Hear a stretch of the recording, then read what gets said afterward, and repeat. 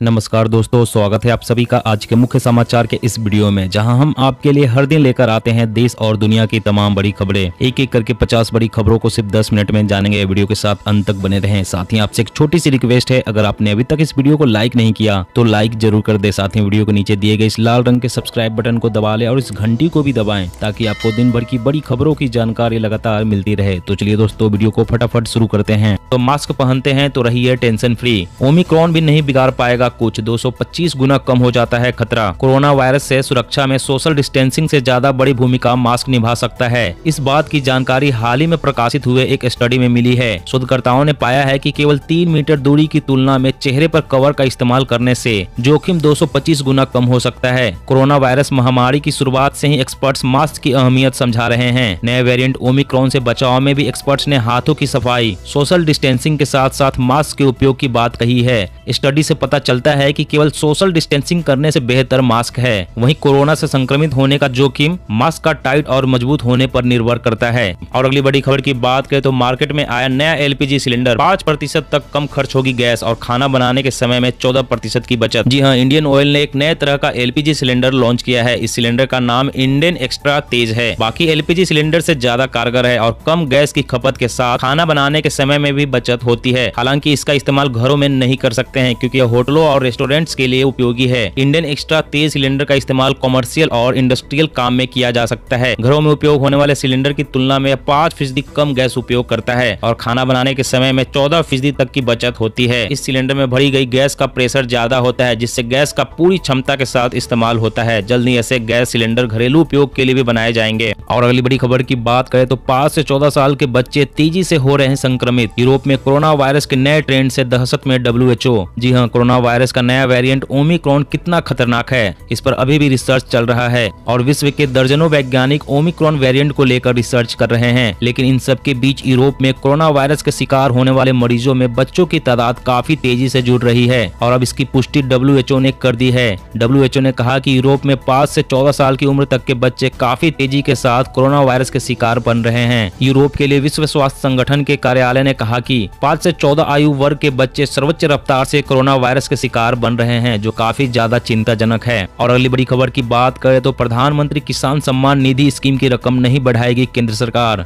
सालाना 6,000 रुपए ही मिलेंगे। जी हाँ, किसान संगठनों की मांग को खारिज करते हुए केंद्र सरकार ने साफ किया है कि प्रधानमंत्री किसान सम्मान निधि स्कीम के तहत सालाना मिलने वाली रकम में वृद्धि नहीं होगी। फिलहाल सालाना 6,000 रुपए ही मिलेंगे। 10वीं किस्त आने से पहले सरकार ने उन अटकलों पर विराम लगा दिया, जिनसे कुछ लोग यह उम्मीद कर रहे थे कि 5 राज्यों में चुनाव और किसानों की नाराजगी को देखते हुए सरकार इस स्कीम की रकम में बढ़ोतरी कर सकती है। केंद्रीय कृषि मंत्रालय ने यह भी कहा कि भूमिहीन खेतीहर मजदूरों और बटाईदारों को इस योजना में शामिल करने का कोई प्रस्ताव नहीं है। योजना का लाभ भूमि धारक किसानों को ही मिलेगा। उस पर भी यह शर्त है कि राज्य सरकार उसे किसान मानकर वेरीफाई करे, क्योंकि राजस्व राज्य का विषय है। और अगली बड़ी खबर की बात करें तो पलक झपकते ही MRSAM मिसाइल ने ध्वस्त कर दिया हवा में उड़ता जहाज। जाने इसकी खासियत। जी हाँ, भारत रक्षा क्षेत्र में अपने ताकत लगातार बढ़ाता जा रहा है। अब भारत ने जमीन से हवा में मार करने वाली मध्यम श्रेणी की नई मिसाइल MRSAM का उड़ीसा तट से सफल परीक्षण किया है। बताया जा रहा है कि मध्यम श्रेणी की इस मिसाइल से दुश्मन के विमानों को भेदने में मदद मिलेगी। इस मिसाइल को एकीकृत परीक्षण रेंज के लॉन्च पैड नंबर 1 से ग्राउंड मोबाइल लॉन्चर से छोड़ा गया है। सूत्र बताते हैं कि मिसाइल का टारगेट अचूक था। MRSAM मिसाइल अपनी 70 किलोमीटर की रेंज में आने वाली किसी भी मिसाइल, लड़ाकू विमान, हेलीकॉप्टर, ड्रोन को मार गिरा सकती है।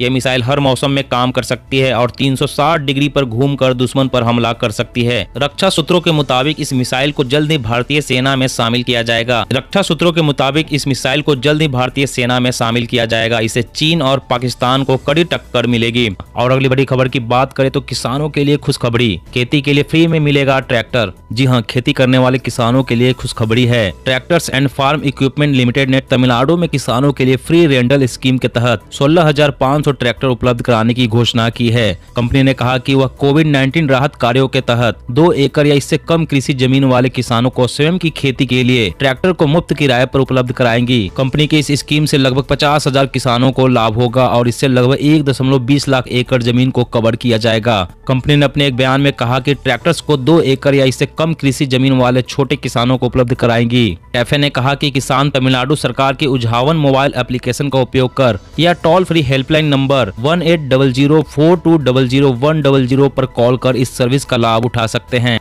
झारखंड के लोगों को लगेगा बिजली का झटका, बिजली बिल में 30% इजाफा की तैयारी। जी हां, झारखंड के बिजली उपभोक्ताओं को बिजली का झटका लग सकता है। झारखंड बिजली वितरण निगम लिमिटेड ने वित्तीय वर्ष 2022-23 से बिजली की दर में 30% तक की वृद्धि का प्रस्ताव दिया है। झारखंड राज्य विद्युत नियामक आयोग को भेजे गए प्रस्ताव को हरी झंडी मिलते ही JBVNL के 40 लाख उपभोक्ताओं की जेब पर बोझ बढ़ेगा। प्राप्त जानकारी के अनुसार बिजली की दर में 30% तक इजाफा करने का प्रस्ताव है। राज्य सरकार विशेषकर घरेलू उपभोक्ताओं पर बिजली की बढ़ी हुई दर की मार कम पड़े इसके लिए सब्सिडी देती आ रही है। प्रति यूनिट सब्सिडी का निर्धारण नई बिजली दर के निर्धारण के बाद किया जाता है। और अगली बड़ी खबर की बात करें तो महंगी हो सकती है देश में कई दवाइयां, चीन के बिजली संकट का पड़ सकता है असर। जी हां, आने वाले समय में अगर दवा के लिए दुकानदार आपसे ज्यादा पैसे मांगे तो चौंकिएगा नहीं। दरअसल चीन में चल रहे बिजली संकट से कई दवाइयां महंगी हो सकती है। बिजली संकट की वजह से दवाओं के रॉ मटेरियल महंगे हो रहे हैं। रॉ मटेरियल के साथ पैकेजिंग मटेरियल की बढ़ी कीमतें और कंटेनर की कम सप्लाई से भी फार्मा कंपनियों की दिक्कतें बढ़ रही है। इंडस्ट्री के मुताबिक हाल के महीनों में APIs के दामों में 25 से 30% तक बढ़े हैं। फार्मा इंडस्ट्री के सूत्रों ने कहा कि अगर कीमतें काबू में नहीं आई तो कई दवाइयों के दाम बढ़ सकते हैं। खासकर से पैरासीटामोल और कई आम इस्तेमाल होने वाली एंटीबायोटिक दवाओं के दाम बढ़ना तय है। और अगली बड़ी खबर की बात करें तो किसानों से बोला कृषि विभाग, सोलर पंप लगाइए और पाइए 70% सब्सिडी, ड्रायर पर भी ले सकते हैं लाभ। जी हां, कृषि क्षेत्र में लागत कम करने और किसानों की आमदनी बढ़ाने के लिए लगातार प्रयास हो रहा है। यही कारण है कि तमाम योजनाओं पर किसानों को सब्सिडी दी जा रही है। सरकार का मकसद है कि किसान कृषि कार्यों को आसानी से, समय से और तेजी से पूरा करे। साथ ही कोशिश है कि लागत में भी कमी आए। इसी को ध्यान में रखकर तमिलनाडु कृषि विभाग किसानों के लिए खास योजना लेकर आया है। इसके तहत किसानों को सोलर पंप लगाने के लिए 70% सब्सिडी दी जा रही है। प्रधानमंत्री किसान ऊर्जा सुरक्षा एवं उत्थान महाअभियान योजना के तहत राज्य सरकार सोलर पंप लगाने वाले किसानों को 70% तक सब्सिडी दे रही है। राज्य के कृषि विभाग ने किसानों से अपील की है कि किसान इस योजना का ज्यादा से ज्यादा लाभ उठाएं।